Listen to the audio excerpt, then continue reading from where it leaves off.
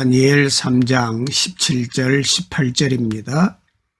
왕이여, 우리가 섬기는 하나님이 계시다면 우리를 맹렬히 타는 풀무불 가운데에서 능히 건져내시겠고 왕의 손에서도 건져내시리이다. 그렇게 하지 아니하실지라도 왕이여, 우리가 왕의 신들을 섬기지도 아니하고 왕이 세우신 금신상에게 절하지도 아니할 줄을 아옵소서. 아멘. 사랑하는 여러분, 예수 믿으면 행복해지십니까? 우리가 그렇게 믿고 우리가 그렇게 신앙생활을 하고 있습니다. 그런데 살아가다 보면 우리에게 간혹 가다가 의문이 생길 때가 있지요.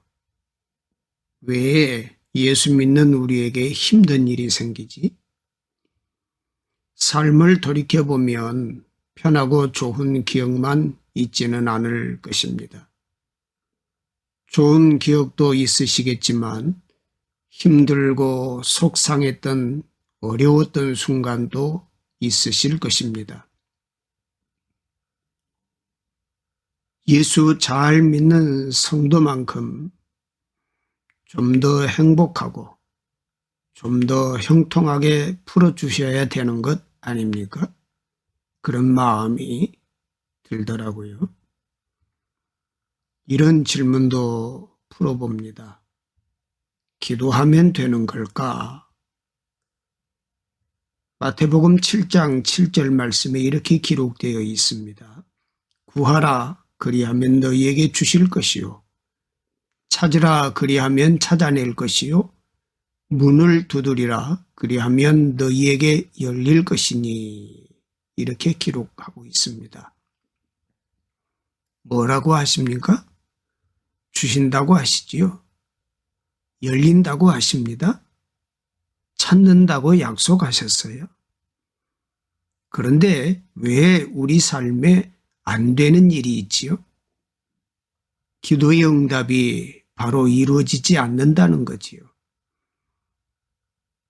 그렇다면 말씀대로 사는 것은 어떻습니까? 여러분, 말씀대로 살면 다 형통한 것만 보게 되나요? 시편 119편 105절 말씀에 주의 말씀은 내 발의 등이요 내 길의 빛이니이다 그랬습니다. 그런데 왜 우리의 삶을 말씀대로 살 때조차 고난이 찾아올까? 말씀대로 했는데 왜 형통하지 않을까? 여러분 한번 잘 생각해 보세요. 예수 믿으면 진짜로 행복할까요? 때때로 우리는 이 질문 앞에 대답하기 어려워지는 모습을 스스로 발견하곤 합니다. 그렇다면 내 안에 의심이 생겨나기 시작하는 것이죠. 내가 믿는다고 하는 것, 예배드리는 것, 기도하는 것, 봉사하는 것, 이거 의미 없는 것 아니야? 그런 의심이 사단의 공격이 우리 안에 들어올 때가 있습니다. 이 공격을 우리는 어떻게 이겨낼 수 있을까요? 오늘 본문은 우리가 너무나 잘 알고 있는 내용이지요. 다니엘과 세 친구에 관련된 말씀입니다.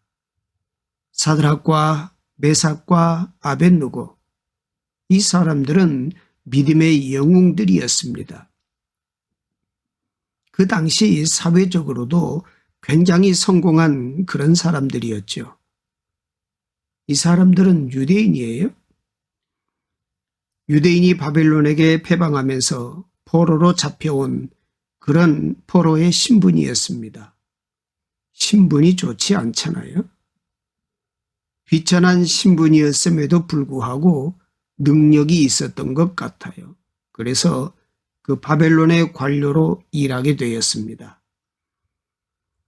그냥 관료가 아니라 왕의 신임을 얻는, 권력자의 신임을 얻는 소위 잘 나가는 사람들이었다는 거지요. 잘 풀릴 것 같은 그런 인생이었습니다. 하지만 그런 그들에게 위기가 닥쳐옵니다. 14절에 이런 내용이 기록되어 있습니다. 느부갓네살이 그들에게 물어 이르되 사드락, 메삭, 아벳노고야 너희가 내 신을 섬기지 아니하며 내가 세운 금 신상에게 절하지 아니한다 하니 사실이냐? 어떤 상황이냐면 느부갓네살 왕이 다스리던 그 바벨론에 왕의 칙령이 내리는데 왕이 만든 신상 앞에 그 나라 모든 백성들이 경배를 드려야 된다. 악기를 울린다든가 하는 그런 신호를 탁 주면 그 정해진 시간에 하던 거 다 내려놓고 신상 앞에 절하고 예배해야 된다. 이런 법이 제정된 것입니다. 그 당시 이 세 친구들이 살아가던 그 세계에서는 모든 사람들이 지키고 따라야만 하는 그런 법칙이었습니다. 대세라고 하지요. 그 대세가 있다면 그 대세를 그냥 잘 따라가면 편해요. 하지만 그 대세를 거부하던 그때부터 힘들어지는 것이지요. 이 세 친구의 삶에도 그런 힘든 것이 시작되는 것입니다. 세 친구는 왜 그 왕의 명령을 거부하고 있을까요? 그 이유는 분명합니다. 그것이 하나님의 뜻이 아니었습니다.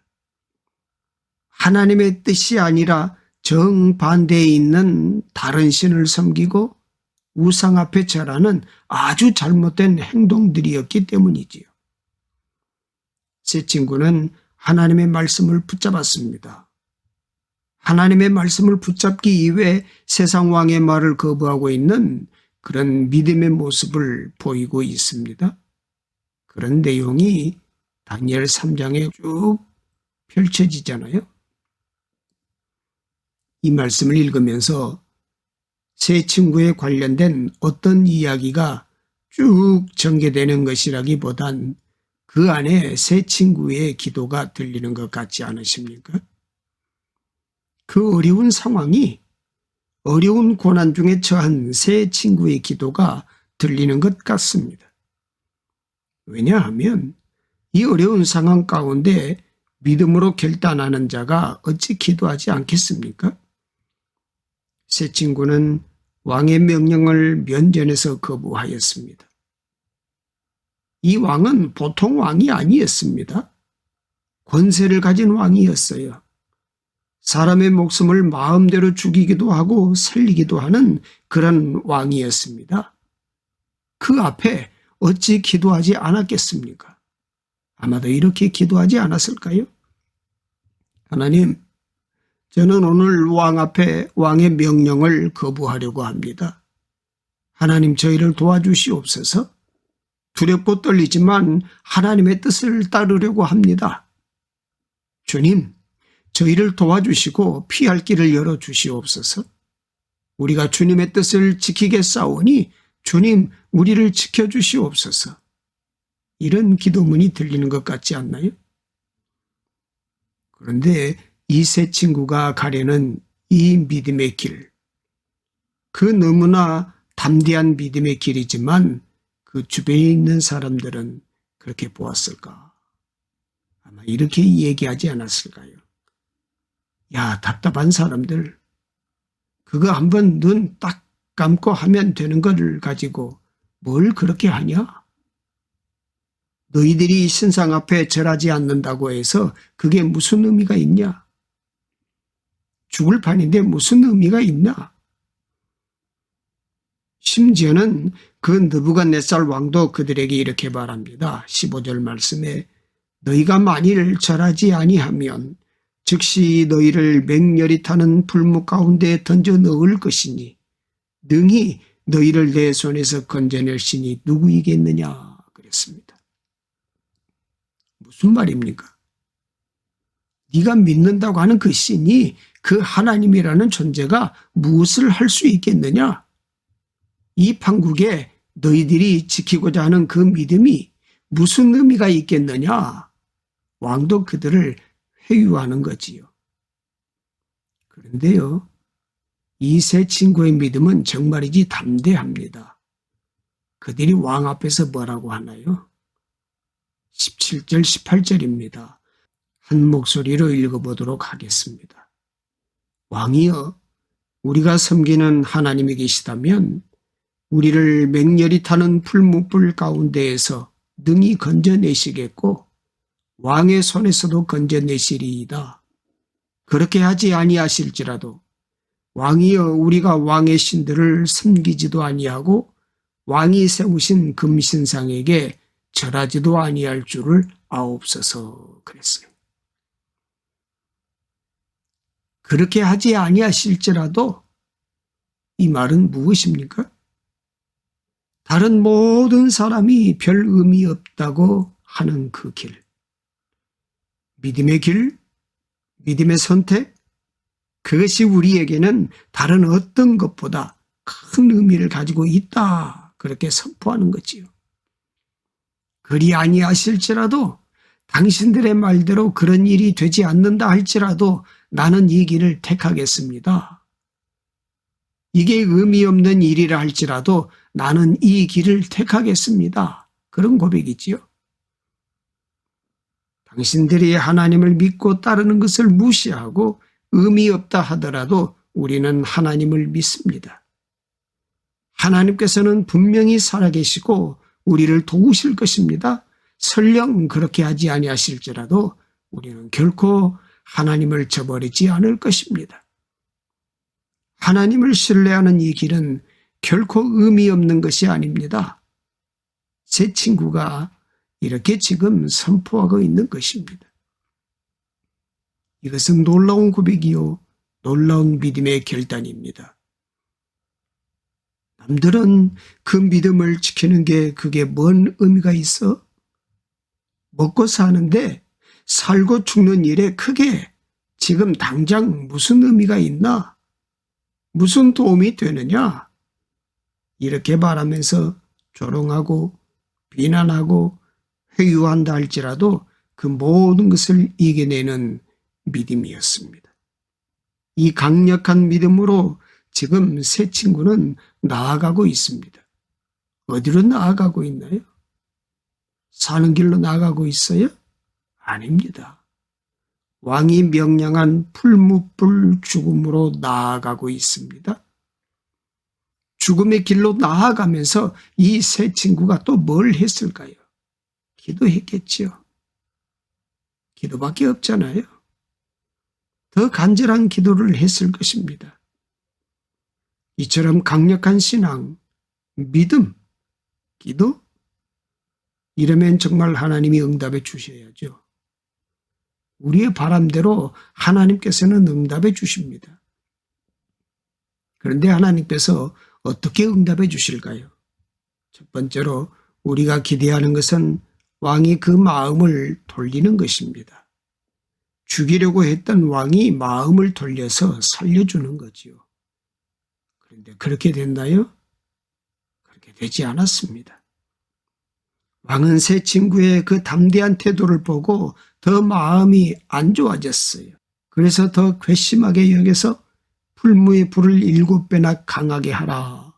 이런 명령을 내립니다. 그러면 우리가 또 기도하는 두 번째 응답.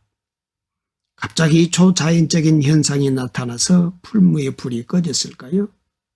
그렇지도 않았습니다. 더욱더 맹렬히 타올랐습니다. 세 사람을 결박하여 그 풀무로 이동하던 간수들마저 타 죽을 정도로 더 맹렬하게 불이 타오르게 되었지요. 하나님의 역사는 무엇이었을까? 아마 우리는 이렇게 생각할 것 같습니다. 그 맹렬히 불타는 풀무 가운데서 세 친구가 완전히 멀쩡하게 살아남는 것, 이게 하나님의 응답이고 하나님의 역사다. 물론 맞지요. 하지만 그게 전부이고 본질일까요? 성경은 느부갓네살 왕, 그러니까 믿는 자가 아니지요. 제3자의 눈이죠. 그 느부갓네살 왕의 입을 빌어서 하나님의 일하심을 선포하고 있습니다. 25절 말씀에 이렇게 기록되어 있습니다.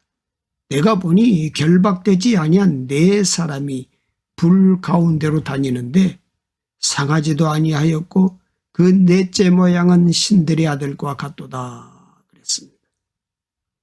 왕이 그 입으로 이 얘기해 주는 거예요. 내가 보니 결박되지 아니한 네 사람이 있더라. 들어간 사람은 세 친구잖아요. 그런데 네 사람이더라. 이렇게 말하고 있습니다. 이것이야말로 세 친구의 간구, 간절한 기도에 주어진 진정한 응답이었습니다. 하나님의 응답은 그 역경 가운데 살아남았다는 결과만이 아닙니다. 진정한 응답은 그 안에서 하나님께서 함께 하셨다라는 것, 이것이 진정한 응답이었다는 것입니다. 그들의 그 자리, 고난의 자리, 죽음의 자리에 그들만 있었던 것이 아니라 하나님께서 함께 하셨음을 보여주는 것입니다. 무엇을 말하고 있을까요? 우리가 하나님으로부터 받는 응답의 핵심은 어떤 현상이나 어떤 보상이나 이런 것이 아니라 하나님이 내 삶에 오셔서 나와 연결되는 것, 임마누엘, 하나님이 우리와 함께 하신다.